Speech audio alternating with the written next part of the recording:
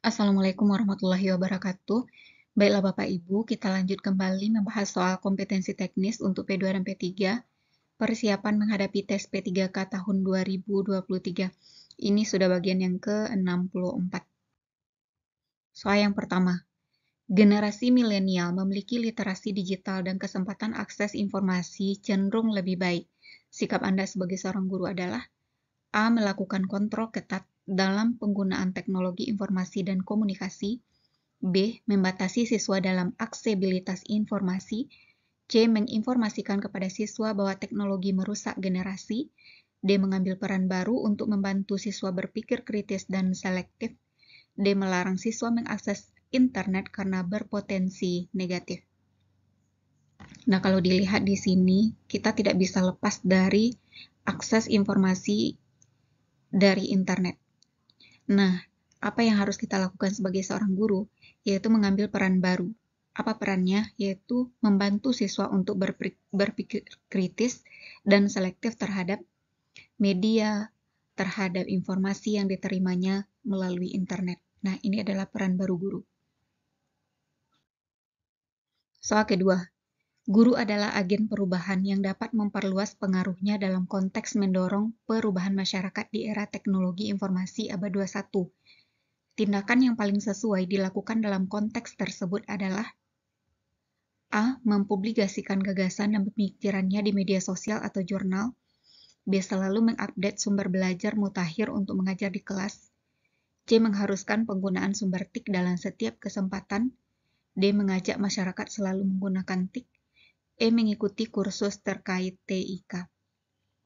Dah kita baca soalnya baik-baik.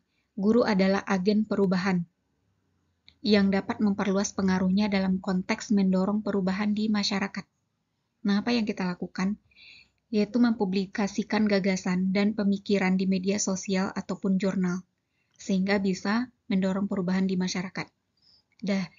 Kita harus membaca soalnya dengan hati-hati. Kalau kaitannya dengan pembelajaran di kelas, baru kita jawabnya B, mengupdate sumber belajar mutakhir untuk mengajar di kelas. Cuman karena yang dimintanya itu adalah memperluas pengaruh dalam perubahan masyarakat, maka jawabannya adalah A. Soal ketiga, guru abad 21 juga harus memahami isu-isu lokal dan global serta tanggap terhadap perubahan budaya digital yang berkembang dan menjunjung tinggi etika dan profesionalnya.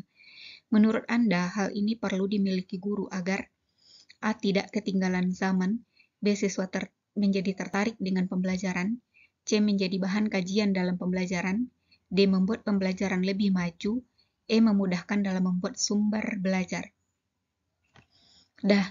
Kita baca lagi soalnya. Guru harus memahami isu lokal dan global. Maka, hal yang perlu dimiliki oleh guru yaitu adalah, menurut Anda, hal ini perlu dimiliki oleh guru yaitu agar menjadi bahan kajian dalam pembelajaran. Jadi, tanggapan guru terhadap isu lokal dan global itu adalah agar menjadi bahan kajian dalam pembelajaran. Soal keempat, dalam suatu kelas terdapat 3 anak yang berasal dari luar suku bangsa. Mereka memiliki ciri fisik dan logat bicara yang berbeda dengan teman-temannya. Pada saat Anda sedang memberikan tugas kelompok di kelas tersebut, semua siswa menolak satu kelompok dengan ketiga siswa itu. Sebagai seorang guru, maka sikap Anda adalah A. Memberikan wawasan kepada siswa untuk saling menghormati sesama dalam perbedaan dan menempatkan ketiga siswa tersebut dalam kelompok yang berbeda. B. Memfasilitasi terjadinya diskusi berdasarkan penghargaan dan penghormatan satu dengan yang lain. C. Meminta ketiga siswa tersebut dalam kelompok yang berbeda dan meminta semua siswa menghargainya. D. Meminta ketiga siswa tersebut bekerja dalam satu kelompok dan meminta mereka menerima penolakan dari teman-temannya. E. Membaurkan mereka dalam kelompok yang berbeda dan mengancam siapa saja yang menolak akan diberi sanksi. Dan ini adalah termasuk ke dalam soal menghargai perbedaan atau diversity. Jadi di sini terjadi perbedaan ciri fisik, kemudian juga logat bicara karena berasal dari luar suku bangsa. Maka caranya itu adalah dengan memberikan wawasan kepada siswa lain untuk saling menghargai perbedaan dan menempatkan ketiga siswa tersebut ke dalam kelompok yang berbeda. Soal kelima, Dalam melakukan penilaian, seorang guru dituntut melakukan penilaian secara berkesinambungan. Menurut Anda, proses penilaian secara berkesinambungan dapat dilakukan guru dengan cara A. Memberikan penilaian terhadap aktivitas, tahap kemajuan, dan hasil kerja siswa dari proses pembelajaran di kelas maupun di luar kelas. B. Memberikan pretest maupun posttest secara tertulis setiap kali proses pembelajaran.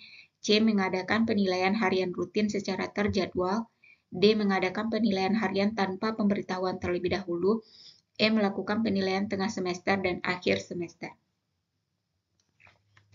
Penilaian yang berkesinambungan. Itu yang paling tepatnya adalah A.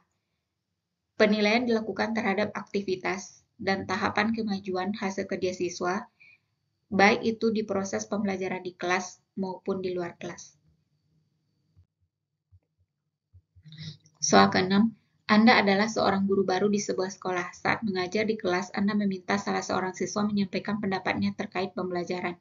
Namun, siswa tersebut malah tertawa menyambut permintaan Anda. Hal ini tidak biasa Anda alami di sekolah yang lama. Maka sikap Anda adalah A. Saya memintanya untuk bersikap sopan pada saya. B. Saya menasihatinya untuk berbuat baik pada guru, kemudian memintanya menyampaikan pendapat kembali. C. Saya mendekatinya dan